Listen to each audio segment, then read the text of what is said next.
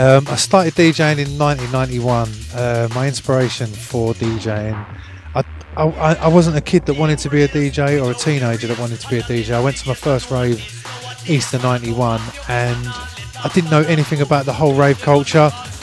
I walked into the rave and I looked up at the DJ playing. It was Rain Dance Jenkins Lane and it just fucking blew me away. And I thought, I need to be that guy up there. And now I am. My love of jungle, it's hard to pinpoint when it started because it was kind of like I suppose an evolution over a period of time. My earliest memories looking back now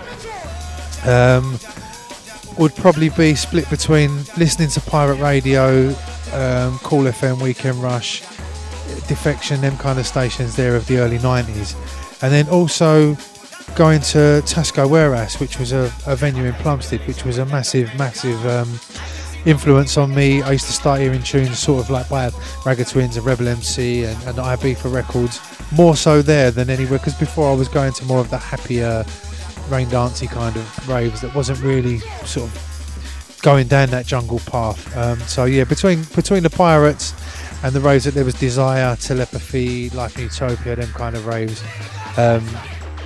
I started to hear a little bit of a reggae influence, and you know what, I didn't even really understand it because we didn't know it was jungle music then, so it slowly entered my life, and by the time 1993 come, I was a junglist.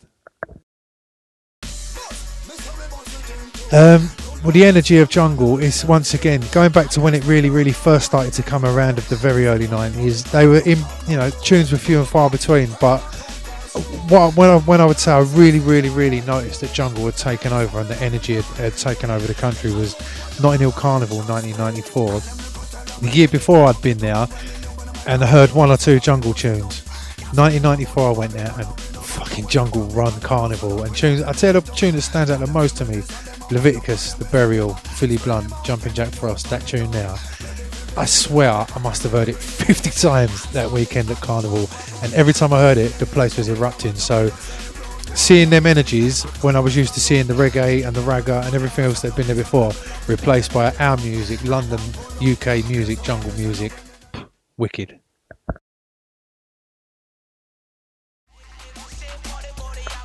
The jungle scene of today compared to the 90s, it's funny because the 90s, obviously there's no point in lying, it was a phenomenon that swept the country, so it was massive. Raves were, it was 10 raves a flipping weekend that were packed, and the whole country was looking at jungle music. And now it's not as big as it once was because music's a fashion and fashions change, and now they've gone from garage to grime to house to this to that. So but what I will say is the people that are into jungle music now are into it for the right reasons. And in the 90s, in the beginning, people were in it for the right reasons, but like everything, when it becomes fashionable, people are coming to it for different reasons rather than the music. They're coming there because it's popular and it's the thing to do at the time. So now,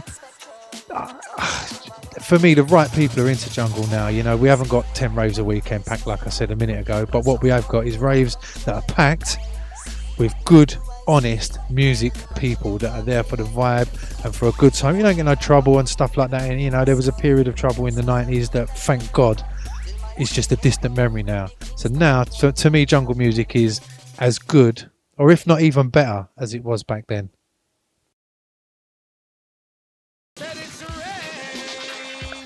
RCFF is my radio show, which is on Rinse FM 106.8 on Fridays 11 till 2 in the day. RCFF stands for Run Come Follow Friday, and it's funny because when the show first started, I'd been on call previous to that, and I had quite a popular show. It was called Connoisseur Mondays, and joining Rinse, who are known for playing new music and breaking new music, I wasn't really sure how the whole old school jungle thing and the rave thing would go down, and the show went from strength to strength, week after week after week, and it's ended up becoming a bit of a sort of cornerstone. I've interviewed everyone from Rebel MC to Zinc to GQ to flipping guy called Gerald to Billy Daniel Punter to Slipmat to honestly every person in the scene. There's a few that I ain't got hold of yet. Andy C, Shy FX, I'm coming for you, but all the people that I've interviewed have all given their take on how they got into this music and how much it's influenced them and how much they've influenced others.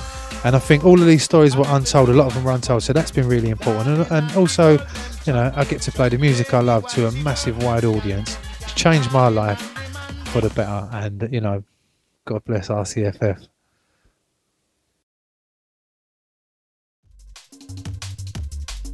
It was lovely to get the backing of the people that listen to my show and listen to me when I play out, and they all got behind me and voted for me. And when my name was read out, you know, I was up there with Nicky Black Market and Kenny Ken and people that I've looked up to my whole life. You know, I've paid money to rave to these guys.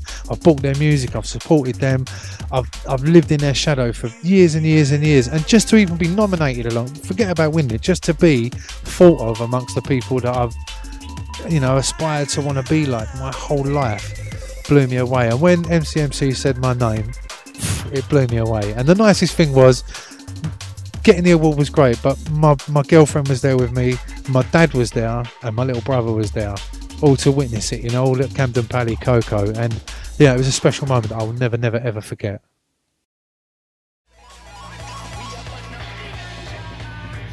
Ribena Jungle is a rave or a party. It's not even a rave.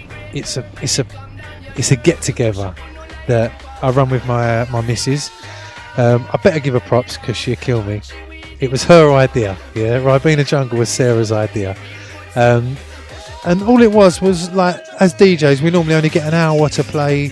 So you end up going after someone and before someone, you get an hour. So you can't really play the whole selection you would want to sort of fling down like I'm doing a radio show. So the idea was to do a party where it's a small capacity, it's only 100 people. I play all night, you know, 5 or 6 hours, whatever. Well, actually my brother does a warm-up for an hour, Jono, and then I play the rest of the night.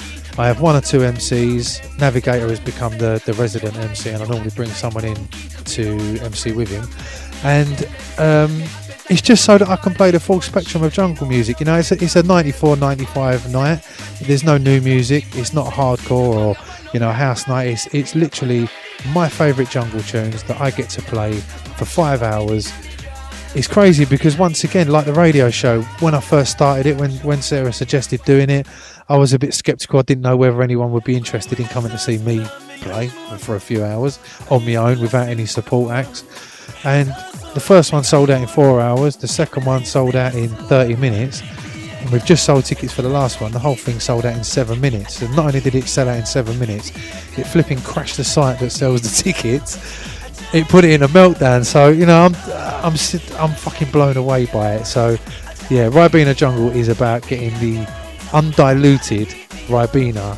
You know, like I always say this, when your nan does you a juice and she does it with Robinson, she put that much juice in, you know, that much, and it tastes like fucking water. Ribena Jungle is the opposite. It's like a glass full of Ribena without any water in it. The strongest flavours you can imagine in jungle music. That's what you get at Ribena Jungle.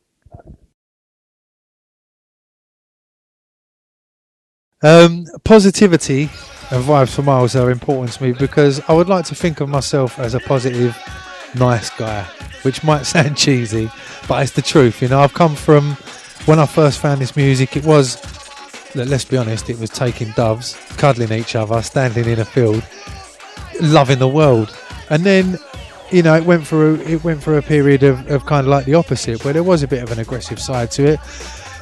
And a lot of music and scenes I've been involved in have been quite aggressive, which, you know, I'll stand my ground and stand with the rest of them and the best of them. But me, really, I'm a positive geezer that likes nice people and, you know, nice things. So everything that I do and I promote, I don't want it to be aggressive and fucking aggro and, you know, idiots causing trouble. That's not what I'm about, and that's not what my parties are about, and that's not what anything that, you know, the things that I do with Bunter, the things that I do with Fantasy, the things that I do with anyone.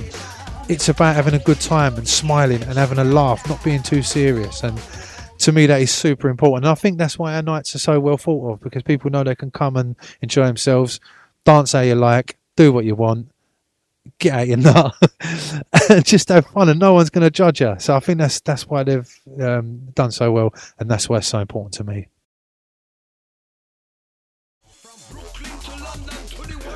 Boy, the New York to London link up, my set. It's going to be a Ribena jungle set, which means I'm going to stay away from the classics. But not only is it going to be a Ribena jungle set, I think we're going to really ragger it up a little bit.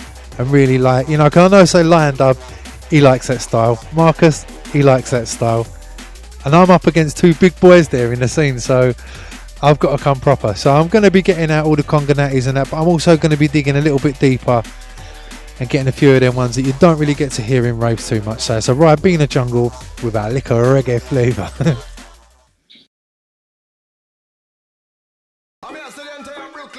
Right, I've got projects I've got coming up. Now, can we give them the exclusive news?